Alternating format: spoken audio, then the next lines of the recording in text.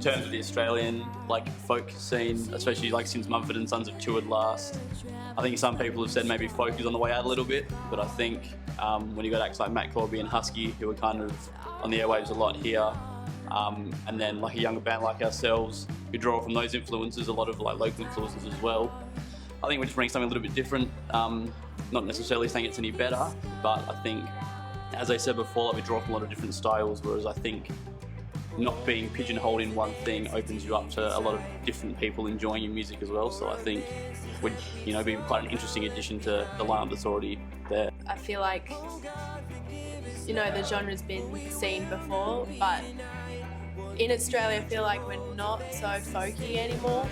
Kind of gone towards more of a psychedelic, more relaxed vibe, and the Triple J artists have definitely come forward with less folky sound.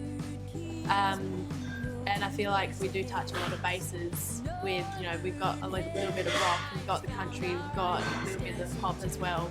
We do really try to mix things up a little bit and keep the set really fresh and, interesting the whole time. So it kind of takes everyone's interest into perspective as well. From the beginning, it starts off as a strong pop folk thing that you'd expect to hear from a Shepherd or anything like that, and you take it on and we'll take you through it, and eventually it gets to a pretty hard rock, folk rock, I guess, as hard as folk rock can be at the end of it. So and there's lots of different spots between. You got a bit of blues, blues and roots in between. It's a big mixing, a melting pot of everything, like I said before, and at the same time it's very us. You can tell that it's all got the same underlying tones that you'd find from any other song that we do. So I think it's just a strong sense of place. Yeah. Put in a lot of hard work. When we started out, we played to absolutely no one in these not great venues, I guess you could say. It's sort of just make it seem like all those sort of not so great things that we had to do, make it seem like it's all worth it. Playing on a massive stage like that, especially being the first one in Fremantle as well, which is where we rehearse. So it's kind of sort of like a home sort of gig in a sense. So it was just great to do. It's a great thing, make everything worthwhile.